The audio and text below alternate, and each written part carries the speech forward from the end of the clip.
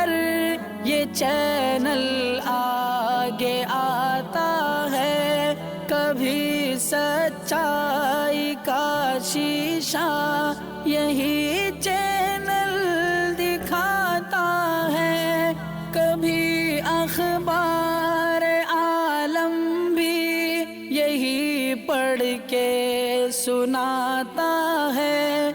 ناظرین گرامی السلام علیکم ورحمۃ اللہ وبرکاتہ۔ سیدھی بات کے تازہ ترین پرائم ٹائم میں آپ لوگوں کا استقبال ہے۔ ناظرین گرامی، میں انصار عزیز ندوی اس وقت آپ لوگوں کے سامنے کچھ اہم ترین خبریں، کچھ وائرل ویڈیوز اور کچھ تنقیدی تجزیے لے کر کے حاضر ہوا ہوں۔ ناظرین، سرخیوں کی تفصیلات میں جانے سے پہلے میں آپ لوگوں سے درخواست کر لوں کہ جن احباب نے ہمارے چینل کو سبسکرائب نہیں کیا ہے کر لیں، ہماری ان ویڈیوز کو دوسروں تک پہنچانے میں ہماری مدد کریں، لنک کو شیئر کریں۔ ادارے کی مضبوطی، ناظرین گرامی، آپ لوگوں کی مضبوطی اور آپ لوگ بہتر انداز میں جانتے ہیں کہ آپ کو کرنا کیا ہے۔ آئیے ناظرین براہ راست خبروں کی جانب بھی بڑھتے ہیں۔ سب سے پہلی خبر جو ہریانہ سے آ رہی ہے بہت ہی افسوسناک ہے۔ ایک اور مسلم شخص کو پولیس نے کسٹڈی میں جان سے مار دیا ہے۔ جی ہاں، آپ صحیح سن رہے ہیں، یہ ہریانہ کے پانی پت سے آ رہی خبر ہے اور انتقال کر جانے والے شخص کا نام ایوب خان ہے، اور ان کو اس لیے گرفتار کر لیا گیا تھا کہ ان کے داماد کے ایک بھائی نے ہندو کی ایک لڑکی کے ساتھ فرار ہو گئے تھے شادی کرنے کے لیے۔ پانی پت کے قلعہ پولیس تھانہ میں درج شکایت کے مطابق، اس میں ساری تفصیلات جو موجود ہیں اس کے مطابق، ارشاد خان جو کہ ایوب کے داماد کا بھائی ہے، وہ ایک لڑکی کے ساتھ بھاگ گیا تھا، اور یہ مئی 27 سے وہ لاپتہ تھے اور دونوں بھاگ چکے تھے۔ اسی کی تحقیق کرنے کے لیے جو ہندوستان ٹائمز میں بھی یہ رپورٹ چھپی ہے کہ اسسٹنٹ سب انسپیکٹر دھرما ویر، انہوں نے جو ہے ایوب خان، ان کے ساتھ ہی کچھ پولیس افسران نے جو ہے لیا کسٹڈی میں، اور پوچھ تاچھ کے درمیان میں ان کے ساتھ اس قدر ظلم و ستم کیا کہ وہ بہت ہی زیادہ زخمی ہو گئے۔ ان کو یہاں کے قریبی سرکاری ہاسپٹل میں داخل کرنے کی کوشش کی گئی، لیکن ڈاکٹروں نے ان کو وہاں پر مردہ قرار دیا۔ اس کے بعد فیملی نے الزام لگاتے ہوئے پولیس افسران کے خلاف معاملے میں درج کرایا ہے۔ اب خاطی پولیس افسران کو بھی گرفتار کر لیا گیا ہے، لیکن آپ اندازہ لگائیں کہ ایک شخص کو پوچھ تاچھ کے درمیان اس قدر مارا جاتا ہے کہ اس کی جان چلی جاتی ہے، جبکہ اس کی غلطی نہیں تھی۔ اس کے ارشاد خان جس لڑکی کے ساتھ بھاگا تھا، اس کی تحقیق، اس کو ڈھونڈنے کا کام تو پولیس کو کرنا چاہیے تھا، لیکن بے وجہ ایوب خان کو جو حراست میں لے کر کے اس پر اس قدر ظلم و ستم کرتی ہے۔ بلکہ کہا جا رہا ہے کہ لڑکی کے گھر والے بھی پولیس کے ساتھ مل کر کے ایوب خان کے ساتھ بہت زیادہ ظلم و ستم کیا اور اس کو اس قدر مارا کہ جو ہے اس کی جو ہے کسٹڈی میں موت ہو گئی۔ تو ناظرین گرامی، یہ حالات ہے ہریانہ کی کہ کبھی مسلمانوں کی پولیس کسٹڈی میں انتقال ہو رہے ہیں، ان کا قتل کیا جا رہا ہے، تو کہیں موب لنچنگ کے ذریعے سے۔ اس طرح کی خبریں سن کر اور آپ کو سناتے ہوئے ہمیں نہ جانے کیا تبصرہ کروں، ہر دن اس طرح کی خبروں سے اور بالخصوص ہریانہ سے لگاتار آتی جا رہی ہیں، جہاں مسلمانوں پر ظلم و ستم کی انتہا ہو رہی ہے۔ آئیے ناظرین گرامی اگلی خبر کی جانب بڑھتے ہیں۔ کشمیر میں ایک پولیس DIG سجیت کمار اس وقت بہت زیادہ سرخیوں میں ہیں، اور اس کی وجہ یہ ہے کہ وہ اپنے بیانوں اور باتوں میں بار بار قرآنی آیات کا حوالہ دے رہے ہیں۔ جی ہاں، شمالی کشمیر میں تعینات جموں کشمیر پولیس کے deputy inspector general DIG Sujit Kumar اپنے عوام دوست سرگرمیوں اور اپنے بیانوں اور باتوں کے دوران قرآنی آیات کا حوالہ دینے کی وجہ سے اہلیان وادی میں کافی مقبول ہو رہے ہیں۔ سوشل میڈیا پر وائرل ویڈیوز میں موصوف DIG کو جہاں نشہ آور ادویات کے استعمال پر قرآنی آیت کے حوالے سے بات کرتے ہوئے سنایا جا سکتا ہے، وہیں پر انہیں شمالی کشمیر کے قصبے سوپور میں کھیت میں دھان کی پنیری لگاتے ہوئے بھی دیکھا جا سکتا ہے۔ سجیت کمار اپنی انہی عوام دوست سرگرمیوں کے باعث یہاں عوامی حلقوں میں مقبول ہوتے جا رہے ہیں، اور سوشل میڈیا پر عوامی محفلوں میں ان کی پذیرائی کی جا رہی ہے۔ شمالی کشمیر کے نورپورہ علاقے کی شیخ کالونی میں جمعرات کی شب آگ کی ایک بھیانک واردات میں خاکستر ہو گئی، جس کے نتیجے میں کم سے کم 50 کنبے بے گھر ہو گئے۔ موصوف DIG متاثرین کی خبرگیری و حوصلہ افزائی کے لیے ان کی بستی میں پہنچ جاتے ہیں۔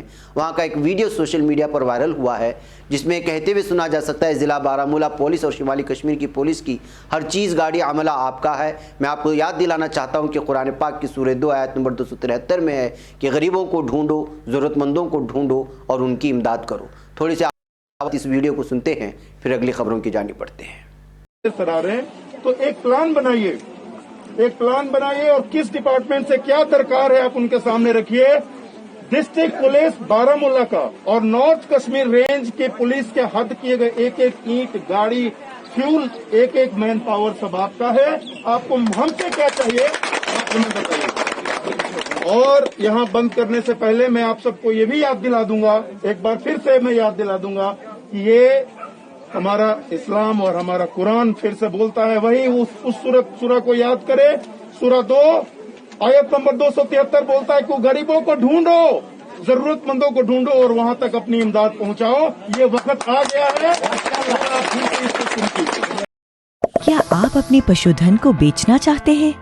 बाजार में खरीदारी की कमी और सही कीमत नहीं मिलने की वजह से थक चुके हैं? बार बार बाजार जाने के बावजूद सही नस्ल के पशुओं के ना मिलने की वजह से परेशान हैं? पर अब और नहीं, स्वागत कीजिए एनिमल सेल्स ऐप का। पशुधन के खरीदने और बिक्री के लिए बनाई गई एक बेहतरीन ऑनलाइन मंडी, जहां आप पशुओं को खरीदने और बेचने के लिए ज्यादा से ज्यादा लोगों तक सिर्फ अपने फोन के द्वारा पहुंच सकते हैं। तो अब देर किस बात की, पशु व्यापार को एक आसान बनाने के लिए अभी ऐप डाउनलोड करें। बहगैब नाज़रीन गिरामी, पुलिस अफसरान की जानिब से गाहे बगाहे बल्कि मुख्तलिफ रियासतों में इस तरह से जो है अलग अलग तरह की वीडियो वायरल होती रहती हैं। इस तरह के पुलिस अफसरान, अब जो पुलिस अफसरान के तय बाज़ हलक़ों में या बाज़ अवामी हलक़ों में जिस तरह की शबी बुनी होती है, बल्कि अक्सर ऐसी शबी बुनी होती है जुल्म सितम की, वहीं पर कहीं कहीं पर ऐसे पुलिस अफसरान नज़र भी आ जाते हैं। आइए नाज़रीन गिरामी, मैं आपको अगली ख़बर की जानिब ले चलूँ। सऊदी अरब ने हज 2021 के लिए अपना ताज़ा ऐलान और अपने क़वानीन पूरी तरह से सामने ला चुका है। जहाँ सऊदी वज़ारत हज के फ़ैसले के मुताबिक सिर्फ सऊदी शहरी और मुल्क में मुकीम अफराद ही रवा साल हज कर सकेंगे, और इस तरह हज की ख्वाहिश रखने वाले दुनिया के दीगर ममालिक के शहरियों को रवां बरस हज के लिए आने की इजाज़त नहीं दी गई है।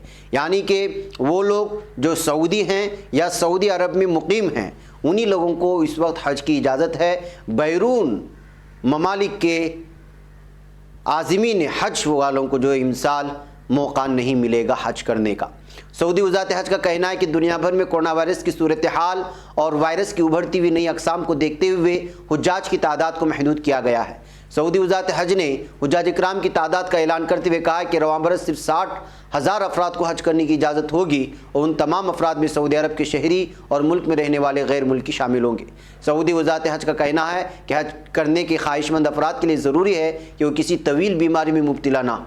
इसके अलावा हज करने के लिए उम्र की हद 18 से 65 साल रखी गई है, और हज करने के ख्वाहिशमंद अफराद की कोरोना वैक्सीनेशन मुकम्मल होना बहुत ज़रूरी है। तो नाज़रीन, इन साल भी जो है बैरून ममालिक के लोगों को हज करने की इजाज़त नहीं है। आप इससे अंदाज़ा लगा सकते हैं कि इस वक्त सऊदी अरब की वज़ारत हज ने किस तरह का फ़ैसला लिया है, जबकि दुनिया के तमाम ममालिक से इस साल हज में जाने के लिए न जाने लोगों कितनी बड़ी तादाद में लोगों ने तैयारी कर रखी थी।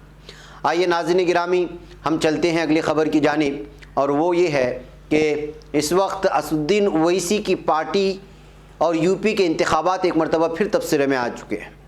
जी हाँ, आल इंडिया मजलिस इत्तेहादुल मुस्लिमीन ने यूपी के अभी 6 महीने के अंदर होने वाले असम्बली इंतखाबात में अपने 100 सीटों पर उम्मीदवार उतारने का फ़ैसला लिया है, और ये ऐलान एम के UP state president Shaukat Ali ने जारी किया है। और जब से जारी किया है तब से लेकर के अब तक लगातार कहीं पर ओवैसी की पार्टी को तनकीद का निशाना बनाया जा रहा है, तो कहीं उनके इस फैसले को लेकर के अलग अलग तरह के तबसरे सामने आ रहे हैं। और आपको मालूम होना चाहिए कि यहाँ की छोटी छोटी 7 तंजीमों के साथ मिलकर के असदुद्दीन ओवैसी ने ये एक इत्तेहाद बनाया है, जिसको भागीदारी संकल्प मोर्चा BSM कहा जाता है।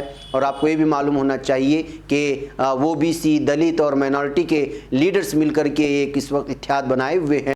इसी के बैनर तले इस वक्त शायद ओवैसी के जितने भी उम्मीदवारों का ऐलान किया जाएगा वो इसी बैनर तले लड़ेंगे। लेकिन लेकिन यूपी के हालात और सियासी हालात, बदलते हालात और मरकज़ी हुकूमत की मुसलमानों की तय पॉलिसी, योगी हुकूमत की जो है मुसलमानों की तय पॉलिसी को लेकर के हमेशा से एम पार्टी को जिस चीज़ को लेकर के तनकीद का निशाना बनाया जाता है कि वो बीजेपी की बी टीम के तौर पर काम करती है और मुसलमानों के वोटों के बंटवारे का काम करता है। इस वजह से इस ऐलान के बाद लगातार जो है इस वक्त ये बहस छिड़ी हुई है सोशल मीडिया में।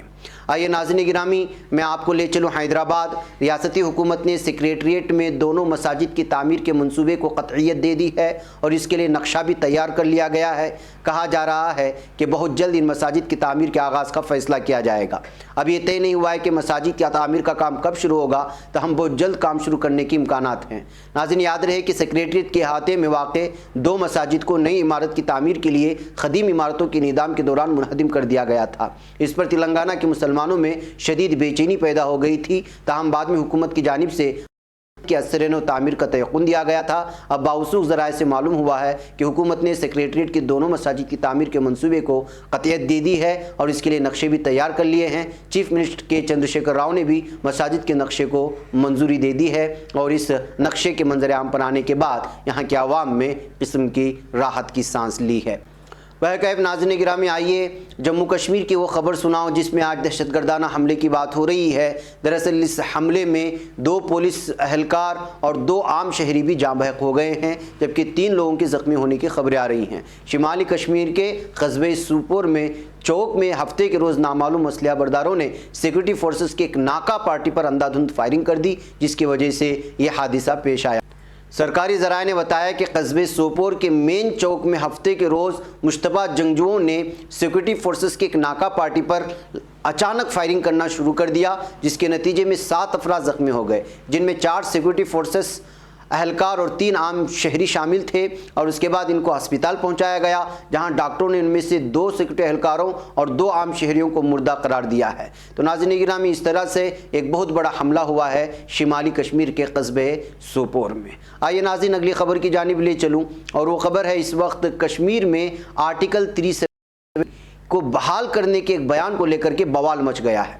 جی ہاں، B J P I T cell کے ہیڈ امت مالویہ نے کانگریس کے جنرل سیکریٹری دگ وجے سنگھ کا ایک آڈیو جاری کیا ہے۔ یہ آڈیو کلب ہاؤس چیٹ کا ہے، جس میں دگ وجے سنگھ دفعہ 370 پر بات کر رہے ہیں۔ اس آڈیو کے حوالے سے دعویٰ کیا جا رہا ہے کہ اس میں دگ وجے سنگھ کہہ رہے ہیں کہ اگر کانگریس کی حکومت واپس آئی تو دفعہ 370 ہٹانے کے فیصلے پر نظر ثانی کیا جائے گا، جس کے بعد اس وقت لگاتار کانگریس پر بی جے پی حملہ بول رہی ہے۔ واضح ہو کہ مرکزی حکومت نے 5 اگست 2019 کو جموں کشمیر کو خاص درجہ دینے والے دفعہ 370 کو منسوخ کر دیا تھا۔ ساتھ ہی جموں کشمیر اور لداخ کو 2 الگ الگ مرکز کے زیر انتظام ریاست میں تقسیم کر دیا تھا۔ مدھیہ پردیش کانگریس کے ترجمان نریندر سلوجا نے اپنا بیان جاری کرتے ہوئے کہا کہ ایم پی کے سابق سی ایم دگ وجے سنگھ نے کشمیر میں 370 ہٹانے کو لے کر کوئی بیان نہیں دیا۔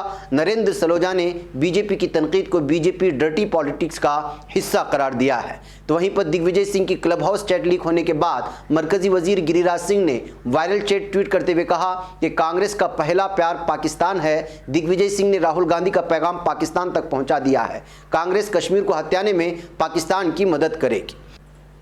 وہیں پر دگ وجے سنگھ پر نشانہ سادھتے ہوئے بی جے پی کے ترجمان سمبت پاترا نے کہا، پاکستان کے صحافی کے ذریعے پوچھے جانے پر دگ وجے سنگھ مودی سے چھٹکارا پانے اور کشمیر پالیسی پر کہتے ہیں کہ اگر کانگریس اقتدار میں آتی ہے تو آرٹیکل 370 پر دوبارہ غور و خوض کریں گے۔ انہوں نے ہندو کٹر پنتھی کا ذکر کیا، کانگریس اینٹی نیشنل کا کلب ہاؤس ہے، اس طرح سے انہوں نے کہتے ہوئے 370 کے آرٹیکل کو جو ایک مرتبہ پھر سرخیوں میں لانے میں دگ وجے سنگھ کا وہ آڈیو کلپ اس وقت بہت زیادہ وائرل ہو رہا ہے۔